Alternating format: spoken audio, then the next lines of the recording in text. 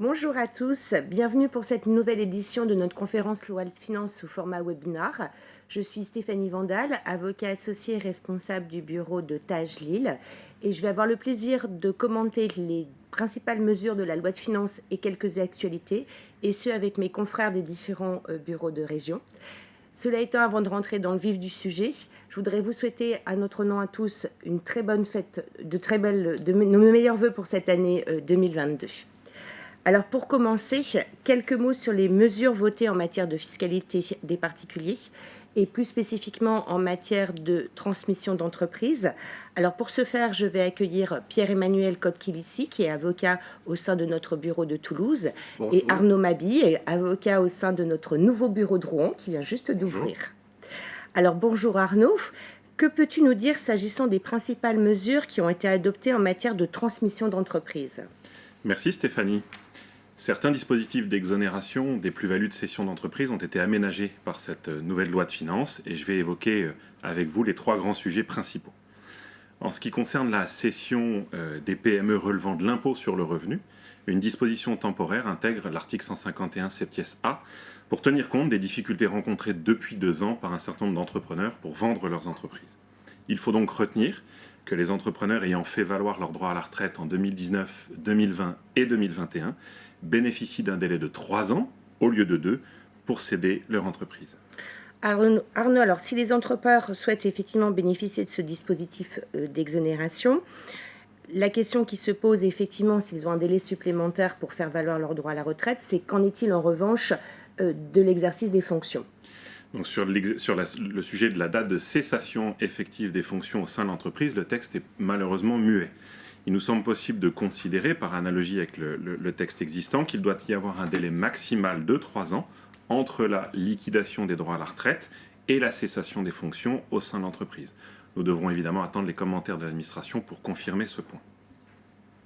En ce qui concerne le sujet de la cession à un tiers d'un fonds donné en location-gérance. Actuellement, la transmission d'un fonds qui serait donné en location-gérance peut bénéficier des dispositifs d'exonération fiscale à la condition, évidemment, que l'activité ait été exercée pendant au moins 5 ans au moment où le fonds est mis en location-gérance et que la transmission se fasse au profit du locataire gérant. La loi de finances vient assouplir cette seconde condition en permettant la transmission de l'activité qui est donnée en location-gérance à un tiers, qui ne serait donc pas le locataire gérant. La condition posée est que la transmission concerne l'intégralité des éléments qui concourent à l'exploitation de l'activité et qui font l'objet du contrat de location-gérance. La condition d'exercice préalable d'au moins 5 ans de l'activité avant mise en location-gérance reste strictement identique. L'idée, semble-t-il, c'est de pouvoir favoriser la transmission d'entreprise lorsque le locataire gérant n'est pas en capacité de reprendre cette entreprise. N'oublions pas tout de même que la vente du fonds doit respecter les clauses contractuelles prévues dans le contrat de location-gérance. En ce qui concerne maintenant les cessions de titres par les dirigeants prenant leur retraite et l'application de l'article 150 des terres du Code général des impôts. Comme pour les entreprises qui relèvent de l'impôt sur le revenu, et pour les mêmes raisons, la loi de finances vient aménager le bénéfice de l'exonération partielle d'impôt sur le revenu pour les dirigeants qui ont fait valoir leurs droits à la retraite en 2019, 2020 et 2021 et qui n'auraient pas cédé leur entreprise dans le délai de 2 ans prévu par le texte. Ce délai est porté à 3 ans à la condition donc que le départ en retraite précède la cession et que le délai entre les deux événements, donc la liquidation du droit à la retraite et la cession, ne soit pas de plus de 3 ans. Notons, et c'est important, que le dispositif de l'article 150 des terres est prorogé jusqu'au 31 décembre 2024. Alors merci Arnaud, revenons-en si tu le veux bien aux cessions d'entreprises individuelles et aux cessions de branches d'activité. Que nous dit et que prévoit la loi de finances ? Donc à ce sujet, 2 modifications sont à retenir. La première est importante puisque les dispositions de l'article 238 quindecies du Code général des impôts sont modifiées au sujet de la valeur des éléments transmis. Les nouveaux plafonds d'exonération totale sont de 500 000 au lieu de 300 000. Et pour une exonération partielle et dégressive, il s'agit de l'écart entre 500 000 et 1 million d'euros, alors qu'il s'agissait avant de l'écart entre 300 et 500 000 euros. La seconde modification est plus délicate à apprécier finalement, puisqu'elle porte sur la définition de la valeur des éléments transmis. Jusqu'à ce jour, les éléments vendus étaient retenus pour leur valeur servant d'assiette au droit d'enregistrement. Alors qu'aujourd'hui, les seuils de valeur dont je viens de parler seront désormais appréciés en tenant compte du prix stipulé dans l'acte ou de la valeur vénale des biens transmis, auxquels seront ajoutées les charges en capital et les indemnités stipulées au profit du cédant. Il va falloir, et nous l'espérons, une clarification rapide de ce texte, puisqu'il finalement, lorsqu'on vend l'entreprise, on va souvent vendre des stocks, on va pouvoir aussi avoir des transmissions de créances clients ou d'immeubles en même temps que l'entreprise elle-même. Et tout cela, ça concourt à la valorisation des activités, et de ce fait, ça pourrait être inclus dans la base de calcul de l'exonération de l'article 238 quindecies. Donc nous espérons une clarification sur ce point. Merci beaucoup Arnaud. Alors maintenant, Pierre-Emmanuel, que peux-tu nous dire s'agissant d'un sujet qui te passionne, les pactes Dutreil, et plus précisément des derniers commentaires qui ont été apportés par l'administration fiscale dans le BOFIP qui a été publié récemment? Eh bien, effectivement, l'année 2021 a été riche sur la transmission d'entreprises. On se souvient qu'à la fin des années 1990, sur recommandation européenne, la France exonère la transmission des biens professionnels avec un abattement de 50%. En 2003, l'instauration du fameux pacte Dutreil va porter l'exonération à 75% et va abaisser la durée de détention à 4 ans. Cette niche fiscale n'est pas plafonnée. Et on sait désormais mettre des chiffres sur ces transmissions d'entreprises. On sait, ce sont des chiffres issus de la Direction générale des finances publiques qui ont été repris par le Conseil d'analyse économique, que, en moyenne, les actifs transmis sous Dutreil, c'est une transmission de 5 millions. On sait qu'en moyenne, le bénéficiaire reçoit 2 millions. Ces chiffres peuvent paraître faibles, mais tant en 2019 qu'en 2020, on estime à près de 8 milliards les actifs transmis sous Dutreil. Il s'agit d'une des 4 exonérations dont la suppression est envisagée par un rapport établi par le Conseil d'analyse économique auprès du Premier ministre. 4 dispositifs seraient supprimés: le pacte Dutreil, le calcul avantageux en cas de donation de biens démembrés, l'application du régime qui permet une baisse de la base, une réforme de l'assurance vie et enfin la purge des plus-values lors de la transmission à titre gratuit. Donc, les pactes Dutreil ont vécu une véritable révolution en 2021 avec la seconde chose dont je vais vous parler, le nouveau BOFIP dont nous a parlé Stéphanie, qui sort le 21 décembre 2021. 3 ans après son dernier BOFIP, l'administration revient sur ses anciennes doctrines qui avaient complètement dénaturé le dispositif législatif en apportant, on va classer 3 séries de clarifications dont je vais vous parler. Une ça va tenir aux activités éligibles, une aux fonctions de direction et enfin aux opérations capitalistiques. Je vous propose qu'on s'arrête brièvement sur chacune des 3. La première clarification qu'on a eue, ce sont les activités éligibles. Le BOFIP intègre des activités qui auparavant n'étaient pas éligibles, et notamment les marchands de biens. La réforme la plus importante, la clarification la plus attendue, porte sur les holdings animatrices.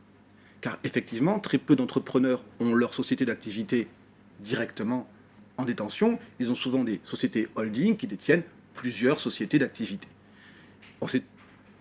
Maintenant, avec le BOFIP, on a une clarification des activités éligibles exercées par la holding animatrice. Qu'est-ce qu'on peut en retenir? La première chose, c'est que l'animation doit être effective et pas seulement potentielle. Et effective au moment de la transmission, mais encore pendant toute la durée des engagements.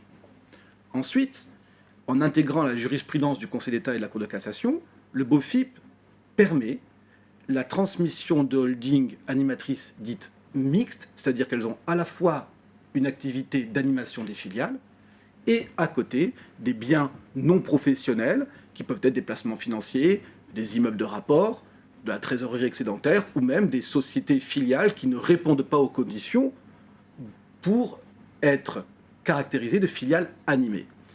Eh bien, désormais, la transmission de ces holdings animatrices mixtes est légalisée, elle est acceptée par la doctrine.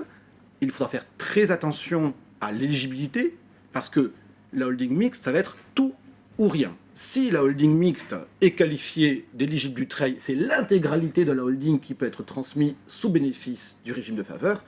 Et si elle n'est pas éligible, rien n'est éligible. C'est-à-dire, on a ici un effet de seuil, c'est on y est ou on n'y est pas. Il n'y a pas besoin d'aller disséquer la holding animatrice sur la partie éligible, non éligible. Cette clarification était attendue, elle a été poussée par la jurisprudence, l'administration fiscale l'a fait sienne, on ne peut que s'en féliciter. La deuxième clarification qui est apportée tient aux fonctions de direction. Ici encore, l'administration avait fait du zèle. Que nous dit le texte? Le texte nous dit que pendant l'engagement, à compter de la transmission, la fonction de direction doit être assurée par, nous dit le texte, un signataire de l'engagement ou un bénéficiaire. L'administration fiscale avait rajouté une petite phrase « tenue aux engagements ». Alors ça signifiait quoi? Ça signifiait que quand il y avait une transmission, la direction devait être assurée par celui qui était tenu à l'engagement. Et quand on n'est plus en engagement collectif et qu'on est en engagement individuel, eh bien c'est celui qui a reçu les titres qui est tenu à l'engagement, puisque celui qui a donné les titres, par définition, ici, n'est plus tenu à l'engagement. Ça veut dire que dans ces transmissions-là, il fallait que le bénéficiaire de la transmission exerce les fonctions de direction quand le délai de 3 ans arrivait avant la fin arrivait pendant la fin de l'engagement collectif et durant l'engagement individuel. La doctrine a supprimé cet ajout et désormais, le donateur qui exerce la fonction de direction peut exercer la fonction de direction tant pendant l'engagement collectif que pendant l'engagement individuel, même s'il n'est plus tenu aux engagements. Cette clarification était aussi attendue, importante, parce que ça nous crée des problèmes, notamment en cas de transmission à un enfant mineur. On imagine mal un mineur exercer une fonction de direction. Ça aussi nous donnait des problèmes sur des situations où il y avait des engagements collectifs qui étaient défensifs. On préparait un engagement et en cas de décès, on le sortait. Eh bien ici, si le bénéficiaire de la transmission ne pouvait pas exercer des fonctions de direction parce que ça ne l'intéressait pas, ou parce qu'il était mineur, ou parce qu'il était incapable, on se retrouvait face à une impossibilité technique qui maintenant est résolue. Ça n'empêche pas qu'il faut continuer à faire des engagements collectifs défensifs et bien prévoir les modes de désignation de ceux qui peuvent être appelés aux fonctions de direction. Et enfin, je vais vous parler de la dernière clarification qui a eu lieu. C'est une clarification sur les opérations capitalistiques. Ici, nous avons une première clarification qui est arrivée sur la notion de détention indirecte. Auparavant, la doctrine disait que quand on transmettait une société indirecte, le donateur, celui qui donne, devait participer directement à l'engagement. Donc si j'avais ma société cible éligible détenue par une société holding non éligible, eh bien je devais aussi avoir une participation directe dans la société cible parce que je devais participer à l'engagement. Eh bien cette suppression, cet ajout a été supprimé et désormais on peut transmettre une détention cible qui soit totalement détenue de manière indirecte. Et enfin, et ce sera la dernière précision que je vais vous apporter, sur toujours cette notion de détention indirecte, eh bien, on nous dit que durant les engagements, après la transmission, et c'est assez logique, les détentions doivent demeurer inchangées. Et on ne savait pas comment calculer cet inchangé. Est-ce que c'est en pourcentage? Est-ce que c'est en nombre de titres? Eh bien, désormais, on le sait, c'est en nombre de titres. Donc, effectivement, maintenant, ce nouveau BOFIP a intégré des nouveautés qui étaient attendues, des clarifications, et qui nous permettent de dire que 2021 a été une très belle année sur les pactes du trail. Alors merci Pierre-Emmanuel. Alors cela étant, compte tenu de ces nouveaux commentaires, mais surtout de tes propos introductifs sur le risque de suppression du dispositif du trail, que peut-on conseiller aujourd'hui aux dirigeants de PME? Alors, ce qu'on peut leur conseiller, c'est d'utiliser aujourd'hui cette sécurité juridique que nous avons grâce à ce nouveau BOFIP et de la non-rétroactivité des changements en matière de droit d'enregistrement pour aller, pour ceux qui le peuvent, avant les prochaines échéances électorales, transmettre leur entreprise dans des conditions financières intéressantes et surtout dans un cadre de sécurité juridique.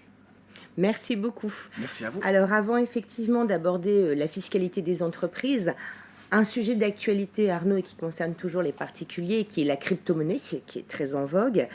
Et la loi de finances est venue donner des précisions en ce qui concerne la taxation des plus-values de cession. Que peux-tu nous en dire? Absolument. Il est intéressant de regarder les aménagements apportés par cette loi de finances sur le régime d'imposition des gains de cession d'actifs numériques. Donc on parle de ces aménagements pour les cessions qui seront réalisées à compter du 1er janvier 2023. Et on va distinguer les cessions qui seront réalisées dans un cadre non professionnel des cessions qui seront réalisées dans un cadre professionnel. Pour les cessions réalisées dans un cadre non professionnel, ces cessions, les plus-values seront taxées sur le régime du prélèvement forfaitaire unique de 30%, de 12,8% d'impôts et de 17,2% de prélèvements sociaux. Reste que, et c'est un ajout intéressant, les particuliers pourront opter pour le barème progressif d'impôt sur le revenu sur ces plus-values dans un cadre non professionnel. S'agissant maintenant des plus-values réalisées dans un cadre professionnel, elles seront taxées sous le régime des bénéfices non commerciaux et non plus sous le régime des bénéfices industriels et commerciaux. Clarification intéressante de la loi de finances à ce sujet.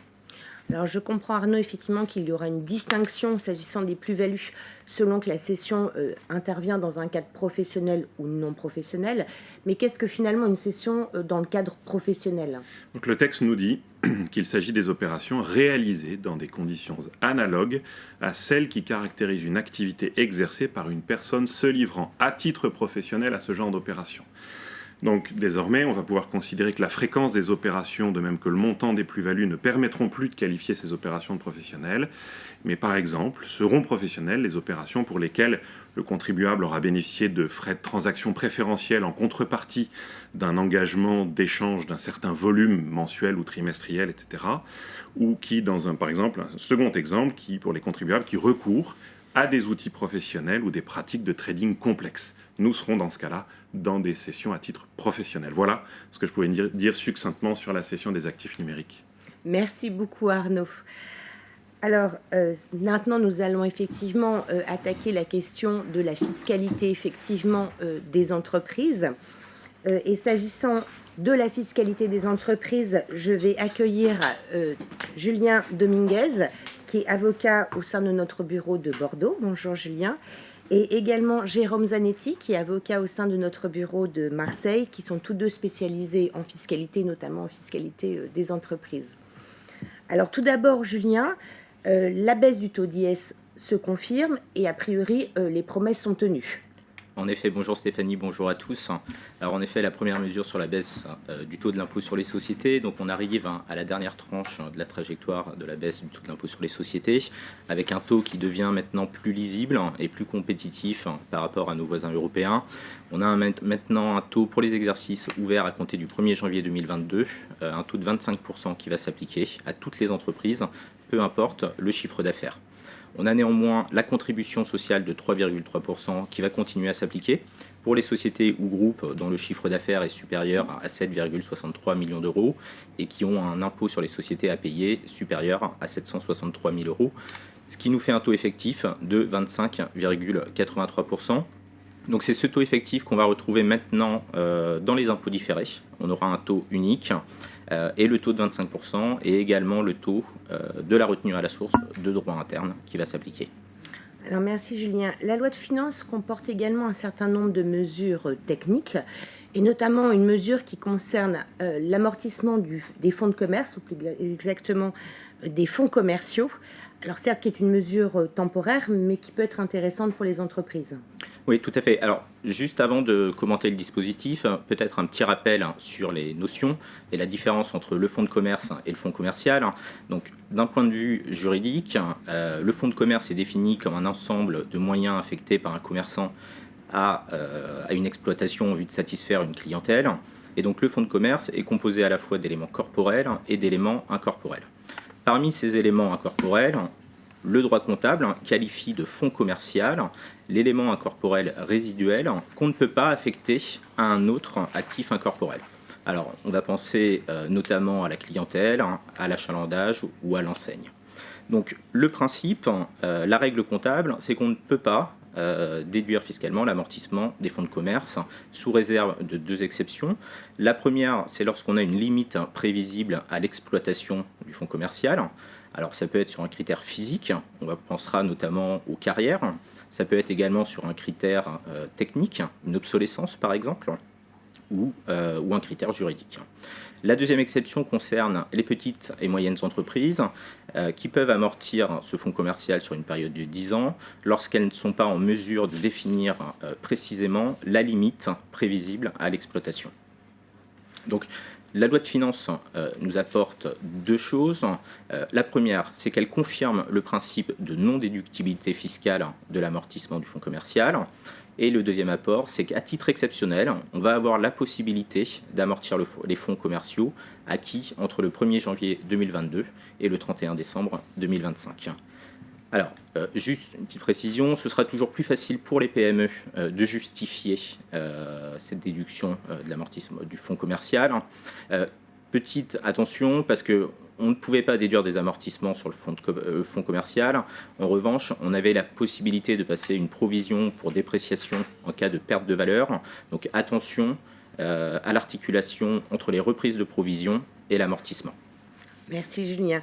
Alors quelques mots maintenant sur le carry-back et plus particulièrement sur les clarifications qui ont été apportées sur le bénéfice d'imputation, même si ces clarifications ne sont pas nécessairement une bonne nouvelle. Alors en effet, ce n'est pas une bonne nouvelle. Alors là, on parle du dispositif de droit commun du report en arrière des déficits, qui est codifié à l'article 220 quinquies du Code général des impôts, et qui permet d'imputer le déficit réalisé au titre d'un exercice sur le bénéfice de l'exercice précédent dans la limite d'1 million d'euros. Le bénéfice d'imputation, à quoi il correspond? Le bénéfice d'imputation correspond au résultat fiscal diminué des distributions de dividendes et diminué de la fraction du bénéfice sur lequel l'impôt a été payé via des crédits d'impôt. La loi de finances 2022 restreint encore un petit peu plus cette notion de bénéfice d'imputation, puisque maintenant, ce bénéfice va être également réduit de la fraction du bénéfice pour lequel l'impôt a été payé via des réductions d'impôts. Donc on pense notamment aux réductions d'impôts mécénat, les plus classiques, mais ça concernera également les réductions d'impôts pour souscription au capital entreprise de presse, par exemple. Et ça va s'appliquer aux exercices clos à compter du 31 décembre 2021. Donc bientôt. Alors avant de passer la parole à Jérôme, peux-tu, Julien, nous expliciter un petit peu les dispositions de la loi de finances, s'agissant cette fois-ci de la retenue à la source qui est applicable aux sociétés non résidentes fiscales de France? Oui, tout à fait. Alors, on avait une différence de traitement selon que le bénéficiaire était établi en France ou établi dans un État de l'Union européenne. Donc là, c'est les revenus qui sont visés à l'article, notamment à l'article 182B du CGI. Donc ça concerne les redevances, les prestations de services soumises au régime des bénéfices non commerciaux. Et donc on avait une différence de traitement qui était la suivante. Pour une société établie en France, le bénéficiaire des revenus était imposé sur un revenu net. Donc le revenu net, c'est le revenu brut moins les dépenses liées à l'acquisition ou à la conservation du revenu, alors qu'une société établie dans un État membre de l'Union européenne était imposée sur un revenu brut via une retenue à la source. Donc cette différence de traitement a été sanctionnée à plusieurs reprises, et notamment par un arrêt du 11 mai 2021 du Conseil d'État. La loi de finances 2022 vient rectifier cette différence de traitement en apportant deux dispositifs. Le premier, c'est la possibilité pour les revenus soumis à l'article 182B du CGI de bénéficier d'un abattement forfaitaire de 10% pour charge, et donc on sera imposé sur un montant net de 90%. Alors pour bénéficier de ce dispositif, deux conditions.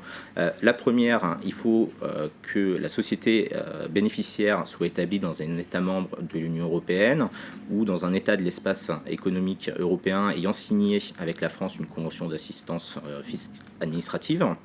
Et la deuxième condition, il faut que l'organisme société bénéficiaire des revenus, il faut que les revenus ne soient pas imposés à l'impôt sur le revenu entre les mains des bénéficiaires. Donc ça s'applique aux revenus soumis à l'article 182B du CGI. Et on a une autre disposition qui va permettre, par voie de réclamation, de demander le remboursement entre le montant de la retenue à la source prélevée et le montant de la retenue à la source calculé sur un montant net. Alors on a 2 conditions supplémentaires qui viennent s'ajouter aux 2 conditions précédemment évoquées. La première, c'est qu'il faut que les charges déduites soient des charges de même nature que celles qui auraient pu être déduites par une société établie en France. Et la deuxième, il faut que le bénéficiaire des revenus ne puisse pas bénéficier dans son pays d'accrédit d'impôt sur cette retenue à la source.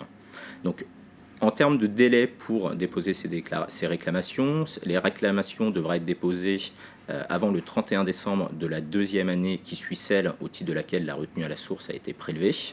On se posera la question de l'opportunité de déposer des réclamations contentieuses pour les retenues à la source prélevées antérieurement dans la limite, bien sûr, de la prescription. Et ça va s'appliquer pour les retenues à la source payées à compter du 1er janvier 2022. Merci Julien.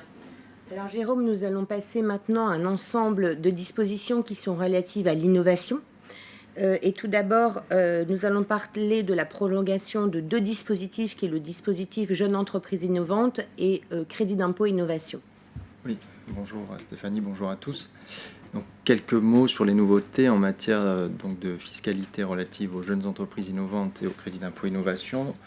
Alors pour mémoire, les jeunes entreprises innovantes sont les entreprises qui engagent un volume minimal de dépenses de recherche et de développement au cours de leurs 8 premières années d'existence. Et ce dispositif ouvre droit à un certain nombre d'avantages fiscaux, donc des exonérations en matière d'impôts sur les bénéfices, voire d'impôts locaux et de charges sociales patronales. Ce dispositif également permet de bénéficier d'un droit au remboursement immédiat du crédit d'impôt recherche. La loi de finances pour 2022 vient allonger la durée pendant laquelle les entreprises peuvent bénéficier du statut de JEI. Pour autant, donc, qu'elle soit créée depuis moins de 11 ans à la clôture de l'exercice considéré, contre 8 ans auparavant. Cette mesure favorable n'a d'impact qu'en matière d'exonération sur l'impôt sur les bénéfices et n'a pas d'impact en matière d'impôts locaux ou de charges sociales patronales. Et signalons par ailleurs que le statut de jeune entreprise innovante, régulièrement reconduit au cours des dernières années, pour l'instant ne peut être appliqué que pour les entreprises créées jusqu'au 31 décembre 2022. Merci. Alors, également proroger le dispositif du crédit d'impôt innovation. Donc, que peux-tu nous dire de cette prolongation ? Oui, alors en ce qui concerne le crédit d'impôt innovation, qui est un crédit d'impôt accordé aux PME au sens européen, qui engage des dépenses d'innovation par définition exclues du crédit d'impôt recherche, ce crédit d'impôt innovation qui est calculé à un taux en principe de 20% sur la base de dépenses qui sont plafonnées à 400 000 euros, ce qui veut dire qu'on peut avoir un crédit d'impôt innovation maximal de 80 000 euros par an. Ce dispositif avait été normalement annoncé et voté par les dernières lois de finances comme devant prendre fin au 31 décembre 2022. La loi de finances proroge ce dispositif jusqu'au 31 décembre 2024, donc 2 années supplémentaires. Et également, cette loi introduit 2 aménagements.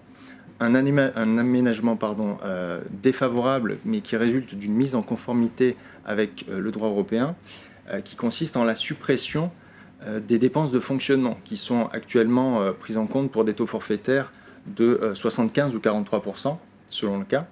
Donc ces dépenses-là de fonctionnement ne pourront plus être prises en compte. À l'inverse, le taux du crédit d'impôt innovation sera porté à 30% au lieu de 20%. Et ceci s'appliquera à compter de 2023, de même que la suppression des dépenses de fonctionnement, ce sera à compter de 2023. Très bien. Alors, toujours s'agissant de la fiscalité de l'innovation, est introduit un nouveau crédit d'impôt, le SICO. Donc, de quoi s'agit-il ?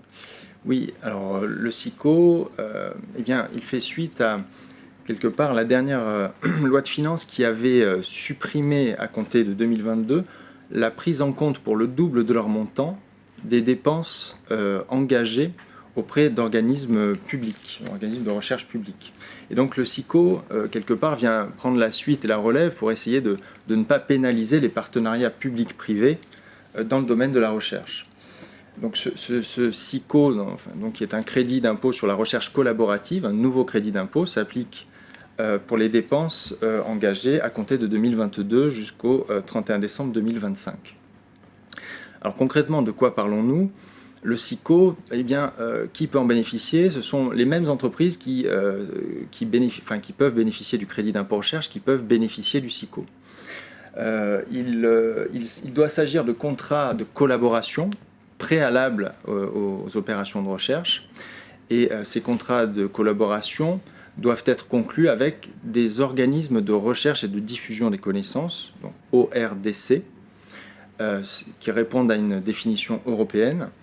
Et ces organismes, par exemple des universités ou des instituts de recherche, doivent avoir été agréés par le ministère de l'Enseignement et de la Recherche. Et ils ne doivent pas avoir de lien de dépendance avec les entreprises souhaitant bénéficier du SICO. Également, il doit s'agir de véritables contrats de collaboration par opposition ou distinction avec les contrats de prestation de services plus classiques. Ces contrats de collaboration doivent notamment prévoir une facturation au coût de revient. Également, il doit en ressortir le fait qu'au moins 10% des dépenses totales engagées dans le cadre du projet de collaboration doivent rester à la charge de l'ORDC. L'ORDC doit également pouvoir publier en son nom les résultats de la recherche. Et enfin, le contrat doit prévoir l'objectif commun, la répartition des travaux entre les différentes parties et également les objectifs, le partage des risques et des résultats. Et s'agissant de ce nouveau crédit d'impôt, quelles seront les dépenses qui ouvriront droit au crédit d'impôt ? Alors, il s'agira des mêmes dépenses que celles qui sont actuellement prises en compte pour le crédit d'impôt recherche. Elles devront être engagées au sein de l'Union européenne ou de l'espace économique européen pour autant que l'État concerné ait conclu une convention d'assistance administrative avec la France. Ces dépenses devront être directement réalisées par l'ORDC avec tolérance d'un niveau de sous-traitance. Et elles devront être retenues pour un montant maximal de 6 millions d'euros avec une minoration au regard des subventions publiques accordées. Et quel sera le montant du SICO ? Alors, le montant du SICO, donc, au regard de ce plafond de 6 millions d'euros de dépenses, sera calculé à partir d'un taux de 40%. Ce qui veut dire que le taux maximal annuel du SICO pourrait être potentiellement de 2,4 millions d'euros. Signalons que le taux sera porté à 50% pour les PME au sens européen. Ce qui veut dire que pour les PME au sens européen, potentiellement, le SICO annuel pourrait être de 3 millions d'euros. Et les conditions d'utilisation, d'imputation et de remboursement du SICO sont identiques à celles du crédit d'impôt recherche, c'est-à-dire qu'on peut imputer le SICO sur l'année considérée, voire les 3 années suivantes, et à défaut obtenir le remboursement, et également possibilité d'un remboursement immédiat du SICO pour les PME au sens européen. Alors comment va s'articuler ce nouveau crédit d'impôt avec ceux existants, le crédit d'impôt innovation, le crédit d'impôt recherche ? Alors, il n'y aura pas de double prise en compte des dépenses à la fois pour le SICO et pour le crédit d'impôt recherche. Donc les deux seront bien distincts.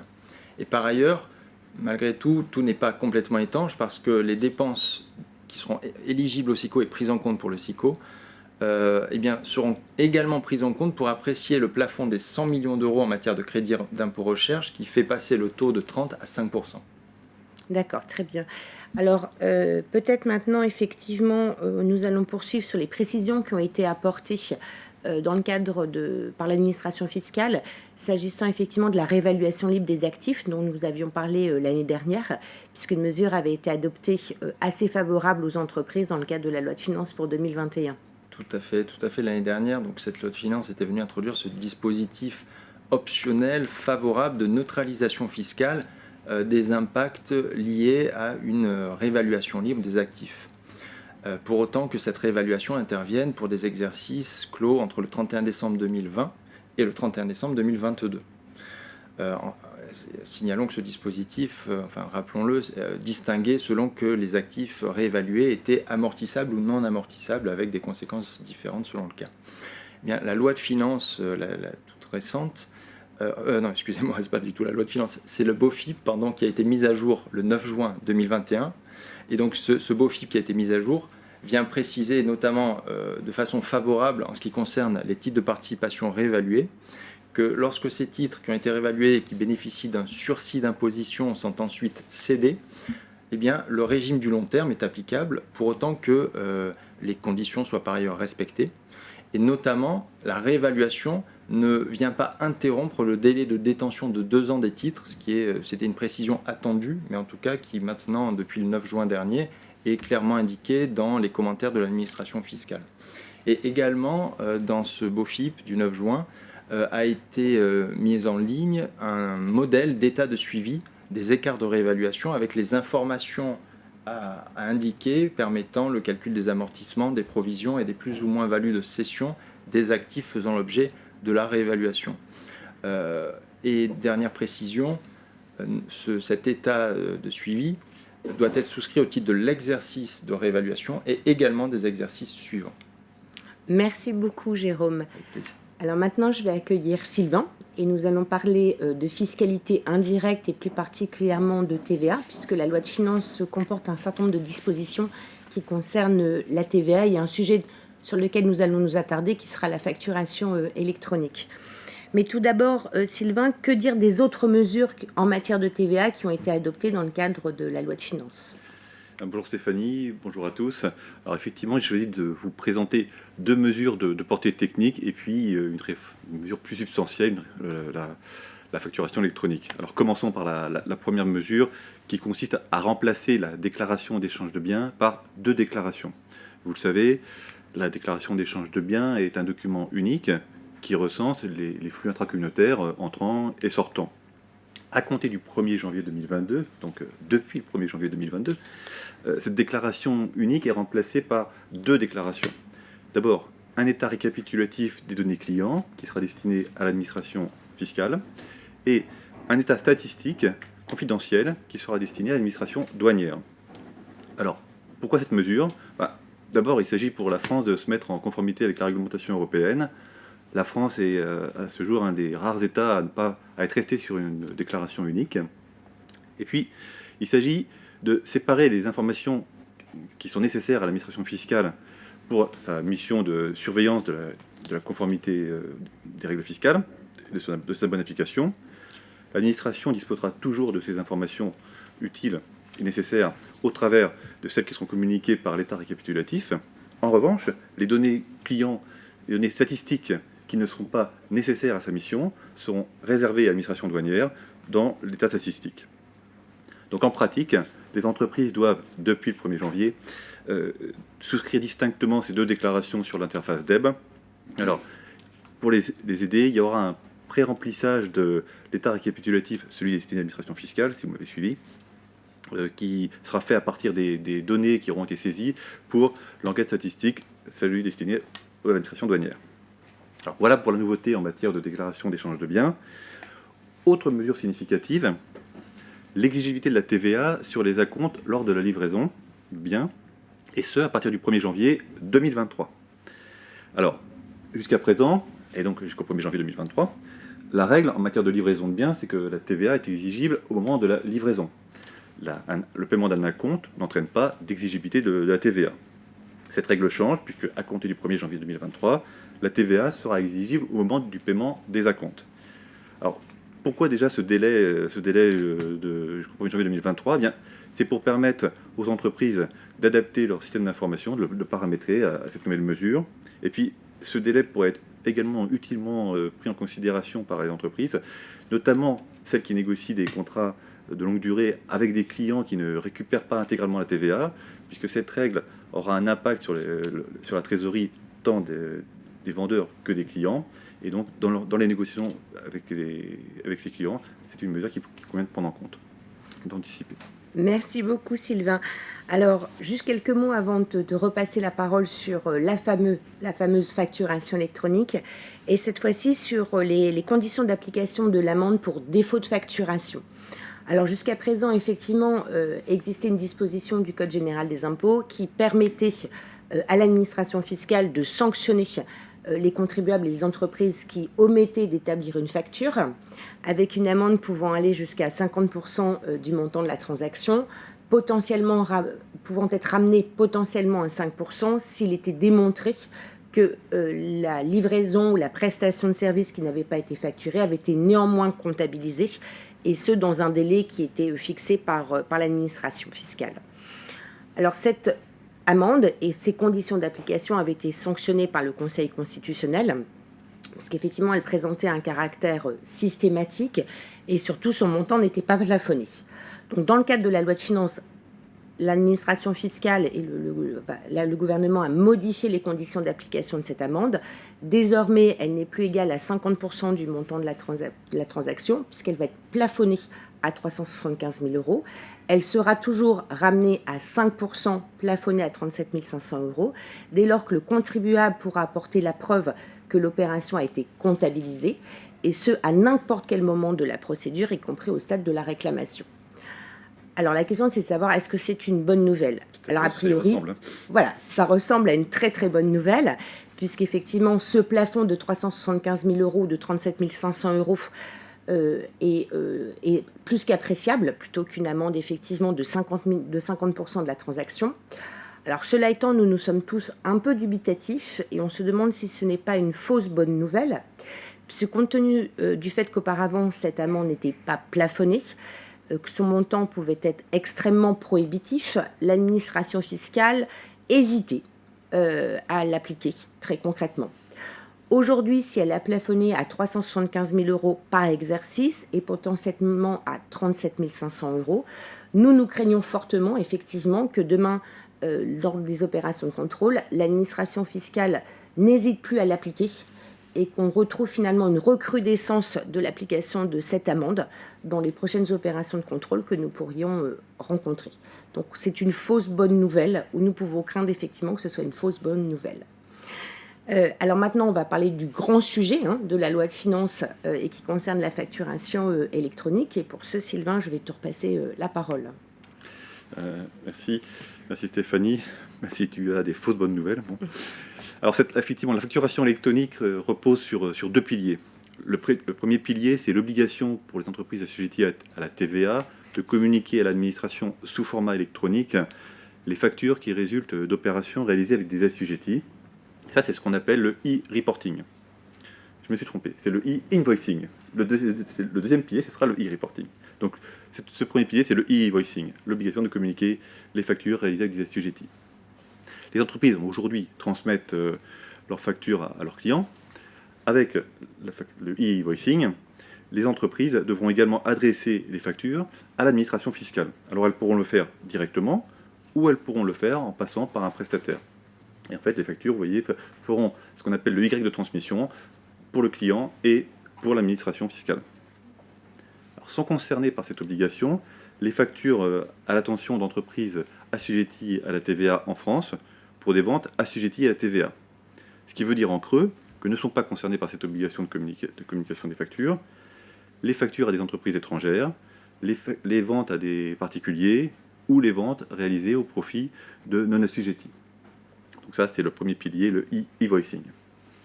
Le second pilier, c'est l'obligation de communiquer des données relatives à des transactions avec des non-assujettis à la TVA. Et là, c'est ce qu'on appelle le e-reporting. Alors là, il s'agit, là encore, pour les entreprises assujetties à la TVA en France, de transmettre, toujours par voie électronique, des données de facturation à l'administration. Cette fois-ci, les données concernent des opérations d'achat et de vente réalisées avec des personnes qui ne sont pas assujetties à TVA en France, c'est-à-dire des particuliers ou des entreprises étrangères. Dans les données à communiquer, il y aura le montant hors taxe, la TVA, s'il y a la TVA sur la facture, mais il y a également d'autres données relatives au statut de la facture. Est-ce qu'il s'agit d'une facture d'acompte? Et aussi relatives à la date de paiement de cette facture. Et à quoi vont servir toutes ces données qui vont être demain transmises à l'administration fiscale? C'est très clair. L'administration fiscale, son objectif, c'est de lutter contre la fraude à la TVA. On estime le manque à gagner par an à plus de 20 milliards d'euros, que sur la TVA. Donc, en récoltant ces données en temps réel, parce que vous avez conscience que c'est en temps réel, l'administration se donne les moyens de recouper les données qui sont déclarées par l'acheteur et par le vendeur, et donc d'identifier les incohérences, et donc de plus facilement de cibler ces contrôles, puisqu'elle ira là où elle a détecté des incohérences. Donc on va passer d'un système de contrôle aujourd'hui un peu aléatoire pour l'administration fiscale à des contrôles ciblés là où elle a détecté des incohérences. Et non seulement le contrôle sera ciblé, mais en plus, il sera continu. Parce que, comme je l'ai dit, l'administration aura connaissance de ces informations en temps réel. Donc, elle pourra réaliser ces contrôles de manière continue. Et c'est là que, pour les entreprises qui ne sont pas des fraudeurs à TVA, enfin, la plupart des entreprises ne sont pas des fraudeurs à TVA, mais néanmoins, elles peuvent commettre des erreurs. Ces erreurs pourront être identifiées en temps réel par l'administration fiscale. Parce que il suffit de penser, par exemple, à la TVA, au délai pour la TVA récupérée par anticipation. L'administration disposant des données de paiement, de facturation, côté acheteur, côté vendeur, elle pourra très facilement les identifier. Et comment peuvent se préparer effectivement les entreprises à la mise en œuvre de cette facturation électronique?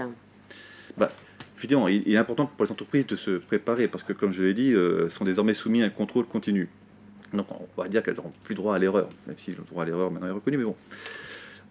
Donc, les entreprises doivent s'assurer qu'elles sont parfaitement en règle, tant sur les règles de fond que sur les règles de forme, des informations à communiquer. D'ailleurs, j'en profite pour rappeler que des changements sur les informations indiquées sur les factures sont attendus pour 2024.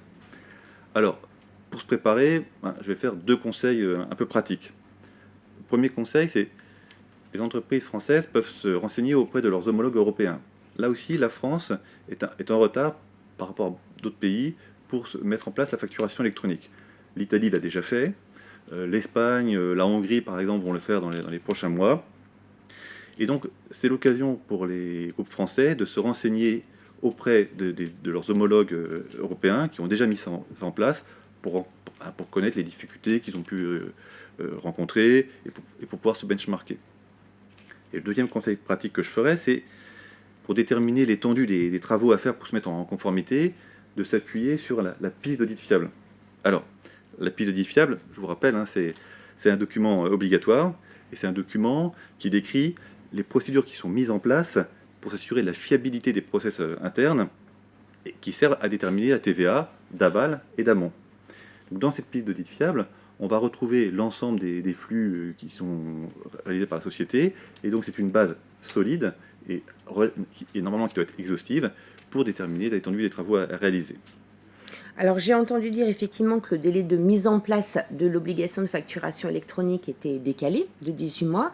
Là aussi, est-ce que c'est une bonne nouvelle ou est-ce qu'encore une fois c'est une fausse bonne nouvelle? C'est de manière objective, c'est une bonne nouvelle, mais il ne faudrait pas que ça puisse devenir une mauvaise nouvelle pour les entreprises. Alors, effectivement, la facturation électronique, initialement, devenait obligatoire de façon échelonnée à compter du 1er janvier 2023, échelonnée selon la taille des entreprises. Bon. L'ordonnance du 15 septembre est venue reporter ce délai de 18 mois, et donc ce sera obligatoire à compter du 1er juillet 2024 pour les grandes entreprises, 1er juillet 2025 pour les ETI et 1er juillet 2026 pour les PME et les TPE. Alors ce report, c'est une bénédiction parce que les entreprises n'étaient pas prêtes. Cela étant, on peut penser que l'administration fiscale ne l'aurait pas été non plus. Mais bon, ce délai de 18 mois, il ne faut pas qu'il incite les entreprises à différer leurs travaux. Ces travaux nécessitent bien sûr l'intervention des fiscalistes, mais également l'implication des équipes IT, puisqu'on va travailler sur les systèmes IT. Et ces équipes informatiques, on le sait, sont en ce moment plutôt bien occupées et peuvent avoir tendance, certains clients me l'ont déjà rapporté, à profiter de ce délai de 18 mois pour faire passer en priorité d'autres projets avant la facturation électronique. Or, on sait que la facturation électronique, la préparation de la facturation électronique est un travail important et le plus tôt les entreprises s'y mettent, mieux, plus elles y gagneront en fiabilité, en exhaustivité, sans même parler de sérénité. Merci beaucoup Sylvain. Alors nous allons aborder maintenant les différentes mesures en matière de contrôle fiscal. Et Jérôme, nous allons commencer par la reconduction du dispositif des aviseurs fiscaux. Alors les aviseurs fiscaux n'étant pas des lanceurs d'alerte, mais que peux-tu nous dire sur ce dispositif et sur la reconduction de ce dispositif? Oui, tout à fait Stéphanie. Oui, c'est vrai que les lanceurs d'alerte, contrairement aux aviseurs fiscaux, n'ont pas vocation à être rémunérés. Et donc pour rappel, c'est vrai que la loi de finances pour 2017 avait introduit à titre expérimental le dispositif des aviseurs fiscaux, donc des personnes qui transmettent à l'administration fiscale spontanément des informations conduisant à révéler certains manquements en matière fiscale, et ces personnes étant rémunérées au titre des informations transmises. Ce dispositif introduit à titre expérimental avait ensuite été pérennisé en 2018 par la loi de lutte contre la fraude, et puis en 2020, la loi de finances pour 2020 avait ensuite élargi le champ de ce dispositif à titre expérimental pendant 2 années, donc 2020-2021, en élargissant aux infractions fiscales les plus graves, pour autant que le montant des droits rehaussés in fine soit supérieur à 100 000 euros. Eh bien, la loi de finances pour 2022 vient à nouveau allonger ce dispositif de 2 années supplémentaires, donc 2022-2023. Alors, ça peut s'expliquer notamment par deux raisons. La première, c'est tout à fait lié au contexte sanitaire du Covid, qui fait que cela a ralenti l'instruction par l'administration des informations qui lui ont été transmises. Et puis, deuxième facteur, le fait que l'administration souhaite prendre le temps de vérifier la pertinence, l'utilité des informations qui lui sont transmises, et notamment au regard du fait qu'elle est amenée derrière à rémunérer les aviseurs. Donc elle veut prendre le temps et être sûre que l'information sera vraiment utile. Alors je te propose maintenant d'évoquer un certain nombre d'autres mesures qui ont toutes pour objet finalement de renforcer le droit d'accès à un certain nombre d'informations de l'administration fiscale. Oui, tout à fait. Alors, sans vouloir être exhaustif sur le sujet, la loi de finances a notamment 2 mesures que j'ai repérées et qui, pour moi, potentiellement méritent d'être commentées. La première concerne les amendes, c'est-à-dire le durcissement d'une amende lorsqu'un contribuable fait opposition dans le cadre d'une procédure de visite domiciliaire. La visite domiciliaire, bien connue des fiscalistes sous le L16B du livre des procédures fiscales, eh bien, dans le cadre de ce type de procédure-là, lorsque le contribuable soupçonné donc d'infraction fait obstacle au vérificateur qui souhaite accéder, lire ou saisir des informations sur support informatique, est susceptible d'une amende qui était jusqu'à présent de 10 000 euros ou de 5% du montant des droits rehaussés si jamais ce montant était supérieur, lorsque l'opposition avait lieu dans les locaux occupés par le contribuable ou dans les locaux occupés par le représentant du contribuable. Et la loi de finances augmente le montant de l'amende à 50 000 euros au lieu de 10 000 euros. Et également, les 5% restent toujours applicables le cas échéant. Mais donc, on note une augmentation de l'amende et donc un durcissement du moyen de pression mis par l'administration sur le contribuable pour que celui-ci transmette l'information. Donc ça, c'est une première mesure. Et puis, une seconde mesure dans la loi de finances qui concerne un nouveau droit de communication qui est octroyé aux greffiers des tribunaux de commerce. C'est-à-dire que les greffiers peuvent, donc c'est une faculté, ce n'est pas une obligation, mais ils peuvent spontanément transmettre à l'administration fiscale ou à l'administration des douanes des informations recueillies dans le cadre de l'exercice de leur mission qui, potentiellement, selon eux, pourraient révéler une infraction en matière fiscale. Donc ça également, ça vient ajouter encore un nouvel outil de transmission d'informations à l'administration dans la lutte contre les infractions fiscales. Alors nous voyons les moyens dont dispose l'administration fiscale se renforcent sans cesse. Et j'aimerais évoquer avec toi des dispositions, alors qui ne sont pas des dispositions de la loi de finances, mais qui ont été effectivement reprises dans la loi sur la confiance en la justice de décembre dernier, et qui nous touchent plus particulièrement puisque ça touche notre secret professionnel d'avocat. Donc là aussi, que peux-tu nous dire de ces dispositions ? Oui, tout à fait. Donc là, il s'agit de la loi votée le 22 décembre dernier, la confiance dans l'institution judiciaire, qui vient remettre en cause un principe fondamental pour nous, avocats, qui est donc celui du secret professionnel. Depuis 1971, le principe du secret professionnel est un droit qui avait été totalement sauvegardé pour les avocats, quel que soit le type d'activité de l'avocat, quelle que soit la matière, ce principe a toujours été sauvegardé. Et là, cette loi vient remettre en cause ce principe pour les avocats dans leur mission de conseil lorsqu'il s'agit de mesures d'enquête ou de mesures d'instruction qui visent des faits relatifs à des infractions donc de fraude fiscale ou alors à des financements de terrorisme, corruption, trafic d'influence ou blanchiment de ces délits, puisqu'on parle de délits. Et lorsque, autre condition qui doit être présente pour faire obstacle à ce secret professionnel, eh bien, il faut que les documents qui sont détenus ou qui ont été transmis par l'avocat ou son client, eh bien, prouvent qu'ils ont été utilisés pour commettre le délit ou pour faciliter la commission de ce délit.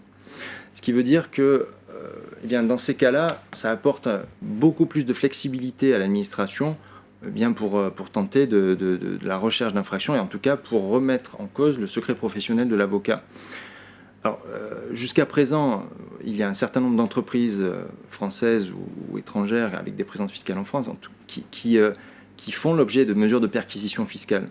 Mais là, avec cette mesure, avec cette loi, nous, cabinets d'avocats, nous pouvons nous attendre à ce qu'il y ait un ensemble de perquisitions qui soient menées dans nos cabinets par des services judiciaires qui viennent chercher dans nos dossiers des informations au regard de nos missions de conseil au détriment de nos clients et des entreprises que nous conseillons.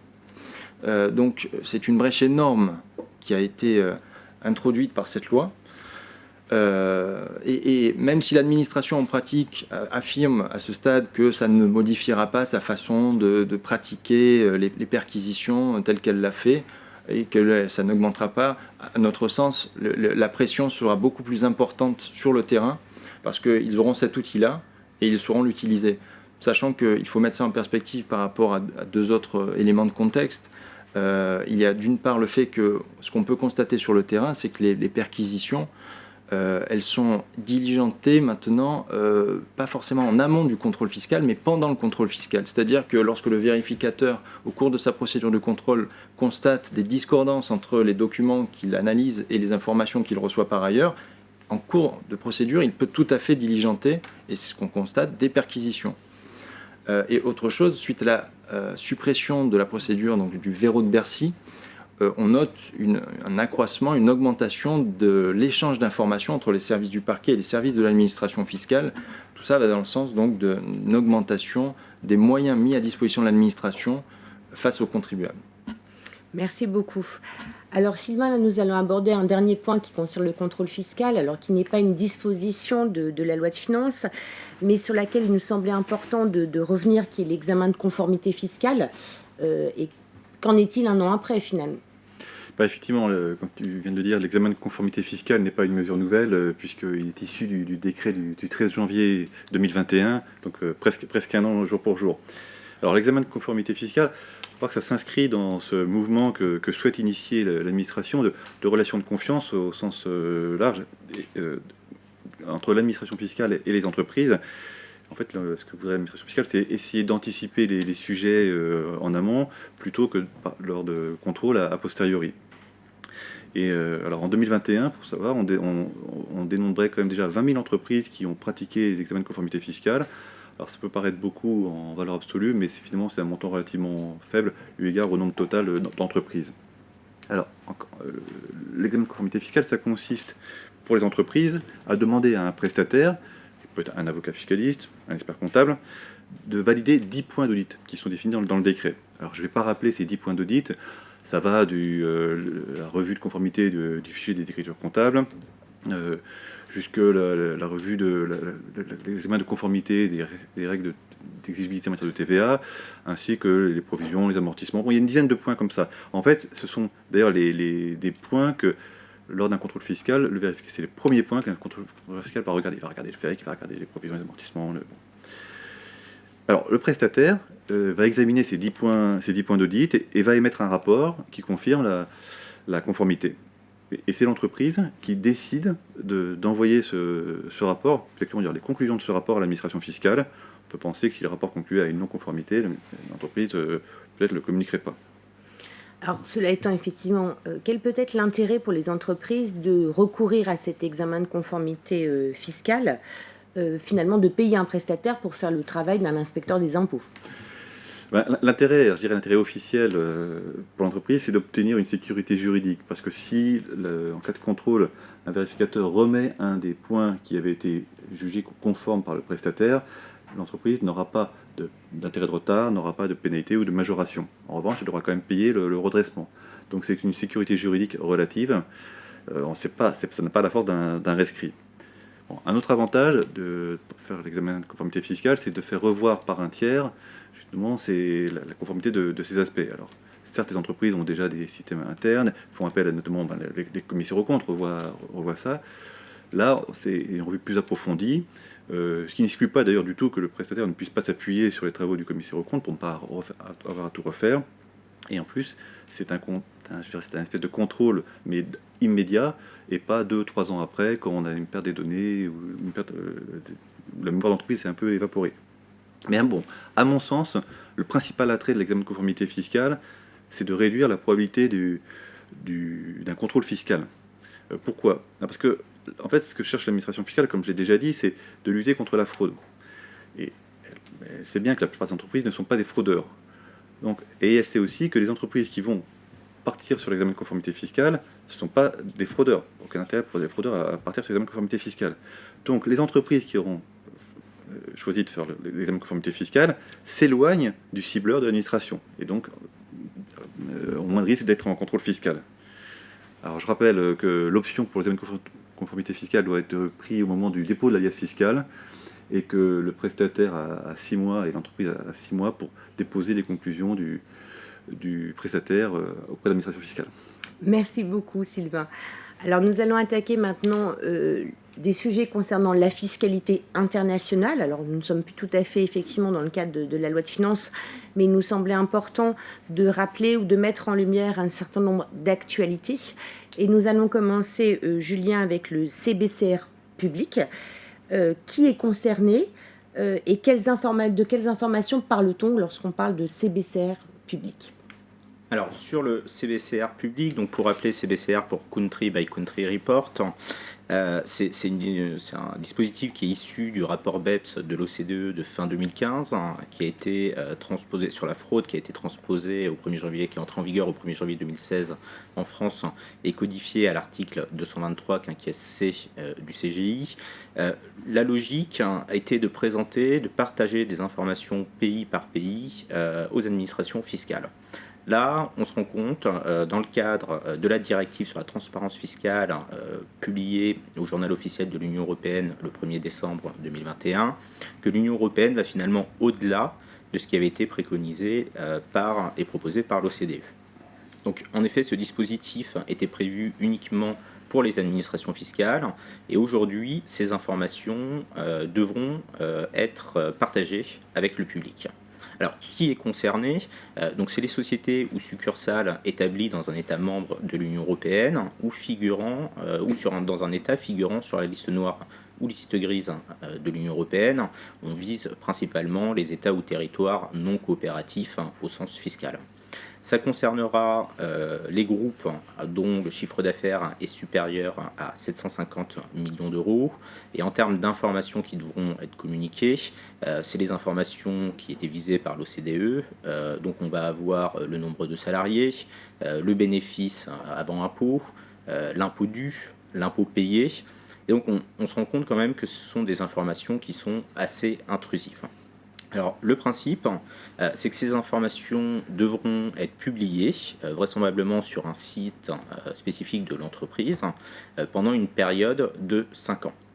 On a néanmoins une exception qui est prévue lorsque la publication de ces informations peut gravement porter préjudice à la situation commerciale de l'entreprise, mais cette exception ne s'appliquera pas aux sociétés situées dans un État membre figurant sur la liste noire de l'Union européenne. Alors, l'information, dans le cadre de cette exception, l'information restera communiquée, mais elle sera suspendue pendant une période maximum de 5 ans. Mais la société, les groupes, devront être en mesure de démontrer ce préjudice potentiellement commercial. Donc ça va s'appliquer aux exercices ouverts à compter de juin 2023, puisque la transposition de la directive devra se faire en droit interne le 22 juin 2023 au plus tard.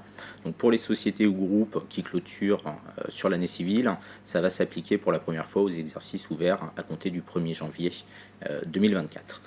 Deux commentaires sur ce dispositif. Le premier, c'est qu'on voit que ça crée une iniquité entre les groupes établis dans un État membre de l'Union européenne et les groupes étrangers. On pensera typiquement aux groupes américains ou aux groupes établis en Asie, par exemple, puisque les groupes européens vont devoir communiquer ces informations avec le public. Et le deuxième commentaire que je ferai sur ce dispositif, c'est que c'est un dispositif qui en réalité est un petit peu contre-productif. Pourquoi ? Parce que à l'origine, l'objectif, c'était de permettre de partager des informations avec les administrations fiscales pays par pays, pour permettre à ces administrations de diligenter des contrôles fiscaux intelligents. On sait d'ores et déjà que l'administration fiscale a énormément de difficultés à utiliser les données récupérées, que ce soit dans le cadre des dispositifs de déclaration d'ACCIS, que ce soit la déclaration annuelle en matière de prix de transfert, les déclarations 2257. Et donc, ces informations seront communiquées maintenant avec le public, mais c'est des données qui seront globalisées, et le public ne sera pas à même d'exploiter les données qui seront communiquées. Merci Julien. Alors, en matière internationale, un autre sujet dont on a beaucoup parlé, qui est celui de l'imposition minimum mondiale, puisqu'à l'automne, les médias avaient relayé effectivement l'accord qui avait été conclu au sein de l'OCDE pour une imposition minimum de 15%. L'Irlande a fini par céder et signer l'accord. Et qu'est-ce qui va se passer effectivement en France ? Alors en effet, on a tous entendu parler à l'automne dernier de cet accord de principe pour imposer les multinationales à un taux minimum de 15%. Mais il y a un monde entre, d'un côté, se mettre d'accord sur un principe d'imposition minimum, et de l'autre, de concevoir des règles concrètes qui vont permettre une application efficace de ce principe. Alors, en termes de calendrier, l'OCDE a publié le 20 décembre 2021 des règles, des propositions de règles pour l'imposition minimum, et seulement 2 jours après, la Commission a publié un projet de directive qui est largement calqué sur les propositions de l'OCDE. Alors, d'abord, qui est visé par cette imposition minimum mondiale ? Alors, ça vise les groupes visés par l'OCDE, donc c'est les groupes dont le chiffre d'affaires est supérieur à 750 millions d'euros et qui disposent au moins d'une entité au sein de l'Union européenne.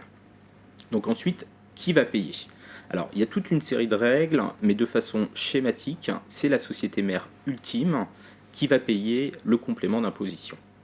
Alors, on a pris 2 exemples. Donc, dans le premier exemple, on a une société mère établie dans un pays qui a mis en place ces règles sur l'imposition minimum, qui détient 2 filiales, qui seront imposées sur un taux effectif d'imposition inférieur donc au 15%, à un taux effectif de 10%. Donc là, ce qui est important de voir, c'est que ce n'est pas les sociétés établies dans le pays où le taux effectif est inférieur à 15% qui vont payer ce complément d'impôt, c'est la société mère ultime qui va payer ce complément d'impôt. Dans le deuxième exemple qu'on a présenté, on voit que le pays de la société mère ultime n'a pas mis en place ces règles sur l'imposition minimum, et que indirectement cette société mère détient 2 filiales établies dans un pays où le taux effectif est inférieur à 15%. Donc là, comment ça va se passer ? On va déterminer une autre société membre du groupe, établie dans un pays qui a mis en place ces règles sur l'imposition minimum, et on va partir du bas de l'organigramme et on va remonter pour trouver la première société, de façon schématique, la première société qui devra payer ce complément d'impôt. Alors maintenant qu'on sait qui doit payer cette imposition minimum, la question c'est comment se calcule-t-elle et comment calcule-t-on le taux d'imposition ? Alors, il y a tout un calcul complexe à effectuer, mais on va essayer de simplifier. D'abord, pour le calcul du taux effectif d'imposition. Alors, le taux effectif d'imposition va se calculer, c'est le rapport entre les impôts couverts et le résultat qu'on appelle le résultat GLOB pour Global Anti-Base Erosion. Alors, les impôts couverts, c'est la somme des impôts sur les bénéfices, sur les revenus, qui figurent dans les états financiers des entreprises, mais avec des ajustements. C'est-à-dire, on va avoir des ajustements pour provision pour risque fiscal, notamment, ou les impôts différés. Le résultat GLOB, c'est un résultat net après impôt, mais qui est déclaré suivant les règles de consolidation. Donc c'est là où on a un référentiel qui change, parce que nous, les fiscalistes, on est habitués à travailler sur des comptes sociaux. On va devoir travailler sur des comptes consolidés.